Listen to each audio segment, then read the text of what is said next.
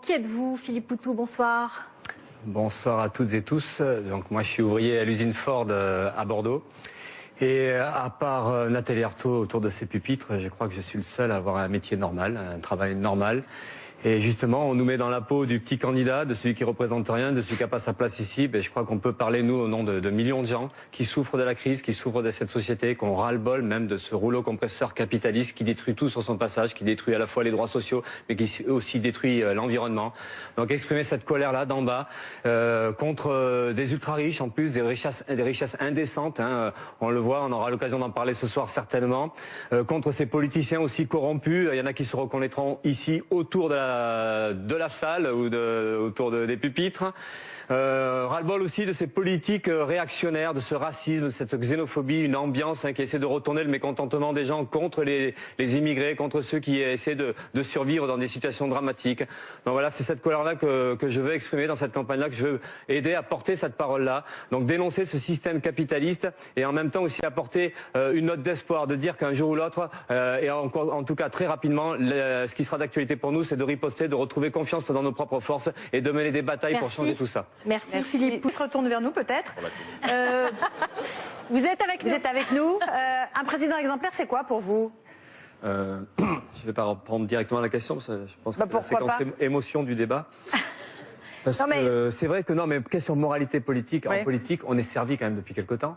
On connaissait des vieilles histoires depuis très longtemps de triche, de vol, de mensonges. Là, on a eu Dassault récemment qui a été condamné de la prison. Dassault, c'est quand même aussi un politique, c'est un milliardaire patron du Figaro. Et il y a beaucoup de noms qui sont donnés, mais vos propositions. C'est pas parce que j'ai pas de cravate qu'il faut me couper. Oh non, voilà. Bon. Pas du tout. Donc la question, c'est déjà parler de ça, de la situation. Donc Dassault, je disais, donc je reprends. Hein, il fait pas de prison parce que le monsieur est un peu trop vieux. Clause humanitaire, tant mieux. À côté de ça, on a Balkany, c'est toute une œuvre, là, le père, le fils, tout le monde triche, tout ça, voilà. Donc on est dans ce contexte-là. Et là, depuis janvier, alors là c'est le régal, une campagne super, Fillon, voilà, il est en face de moi. Que des histoires, et plus on fouille, plus on sent la corruption, plus on sent la triche. Et à côté de ça, donc en plus c'est des bonhommes qui nous expliquent qu'il faut la rigueur, qu'il faut l'austérité, et eux-mêmes ils piquent dans les caisses publiques, donc il y a quand même un petit problème de ce côté-là. Là après vous pourrez parler. Non, Monsieur Fillon, vous pourrez parler après. Comme ça. Oui, d'accord. Oui. Ah, merci. Donc bon, c'est ce que j'ai dit, je l'ai dit. Ensuite, il y a aussi Le Pen, hein, à côté. Alors, elle va peut-être réagir aussi. Mais Le Pen, pareil, on pique dans les caisses publiques. Alors là, c'est pas ici, c'est l'Europe. Alors l'Europe, pour quelqu'un qui est anti-européen, ça gêne pas de piquer de l'argent de l'Europe.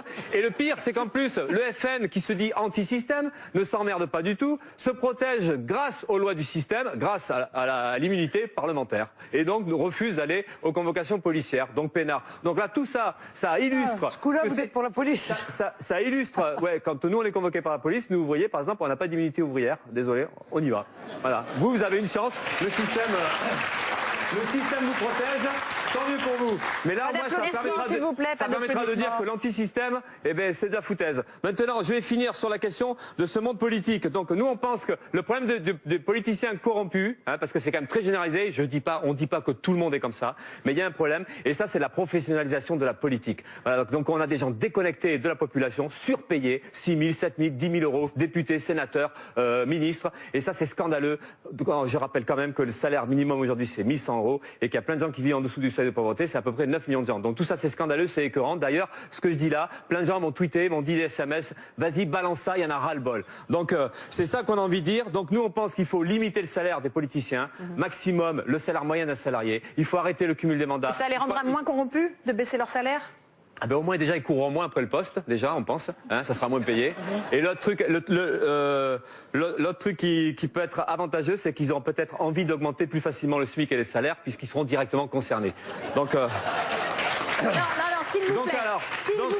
s'il vous plaît. On est dans un débat présidentiel, chacun donne son opinion, mais peut-être pas de réaction du public. Vous êtes chacun derrière vos candidats. Un peu de sérénité et de l'écoute pour tout le monde. Merci beaucoup. Une petite réponse.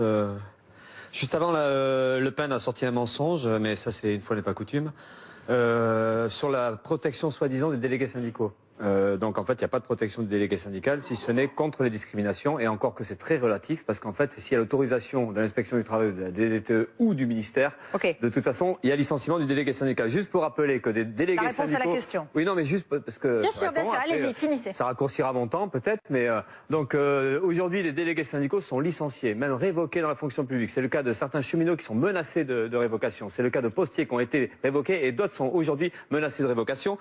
Des délégués syndicaux comme à Goodyear ou à Air France ont été même menacés, enfin même plus que ça, condamnés à de la prison, avec sursis finalement, mais quand même.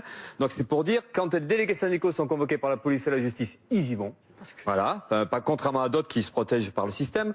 Donc voilà, c'était pour rappeler tout ça. Par quoi remplacez-vous la fonction de président, puisque vous n'en voulez pas? On parle des institutions aujourd'hui. Pas de souci.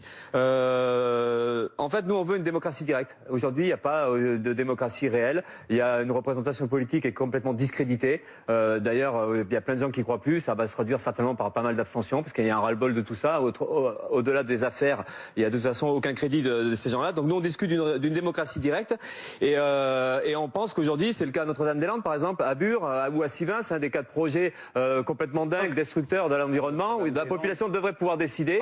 Il devrait y avoir tous les échelons de la société. Il y a eu un référendum, Monsieur Poutou. Il y a eu un référendum à Notre-Dame-des-Landes. Un référendum. Ouais, mais un référendum trafiqué, parce que ça existe, ces référendums. Mais un référendum, c'est pas la solution.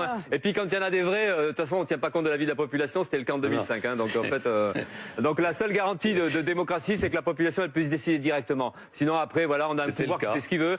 Vous êtes élu, n'importe qui est élu. Pendant 5 ans, il peut mentir, enfin faire l'inverse de ce qu'il a fait. Notre-Dame-des-Landes, c'était le cas. Je finis simplement. Je vous en prie. Voilà, donc nous c'est pour ça, c'est la démocratie directe, c'est le contrôle par en bas, et c'est ce qui manque aujourd'hui. Donc voilà, j'oublie certainement des trucs. Nous on pense qu'il faut qu'un élu soit révocable à tout moment, que la population puisse virer justement un élu qui respecte pas ses promesses et ses engagements. Merci. On pense qu'il faut puis la révocation, enfin les mandats, tout ça, il faut bon. Allez, c'est ça qu'on met en avant comme service public. Après évidemment la question qui est posée, puisque j'entends beaucoup parler de on rase gratis et tout ça, c'est quand même terrible venant de gens qui prennent les politiques ultralibérales. Jusqu'à présent, on pense que ceux qui rasent gratis, c'est plus pour les patrons, les capitalistes, les milliardaires, y compris les politiciens. Quand on voit même un Fillon qui se dit préoccupé par la dette, mais il y pense moins quand il se sert dans les caisses publiques, quand il paye sa famille. Donc nous, par rapport à la dette, nous on pense qu'il faut. Je vais faire une petite remarque à Macron, parce que en fait. Vous avez parlé à un moment donné que la pénibilité c'était pas bien d'en parler pour le travail, qu'en fait le travail c'était bon. Allez-y. Et c'était émancipateur. Et en fait ça se voit que vous connaissez pas grand-chose au travail et que à force d'être banquier, énarque et puis ministre, mais finalement on comprend pas ce qui se passe réellement. Donc il y a une véritable souffrance au travail. Et